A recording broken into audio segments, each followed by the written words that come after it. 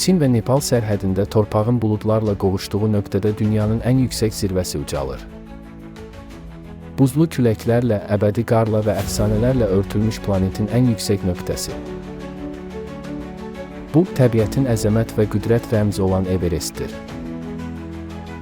Everest və ya Camalungma yer üzündə ən yüksək nöqtədir. Onun hündürlüyü 8849 metrdir.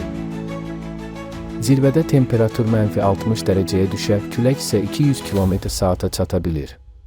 Burada oksigen səviyyəsi dəniz səviyyəsindən 3 dəfə aşağıdır.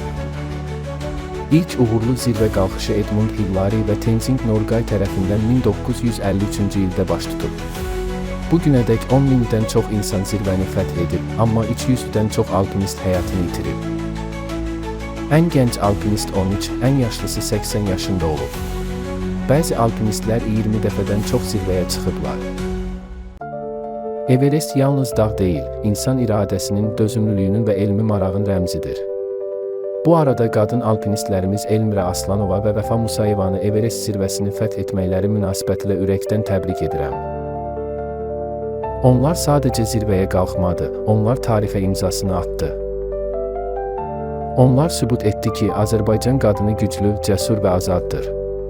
Sübut etdi ki, cinsindən asılı olmayaraq, inanıb sona qədər gedən insan üçün heç bir sərhəd yoxdur. Onlar minlərlə insana ilham verdi. Təkcə bayrağı deyil, bütün bir millətin ruhunu ucaltdı. Dünyaya göstərdiyiniz güc, iradə və qətiyyət üçün sizə təşəkkür edirik. Qoy bu zirvə başlanğıc olsun, yolunuz hər zaman uca və işıqlı olsun.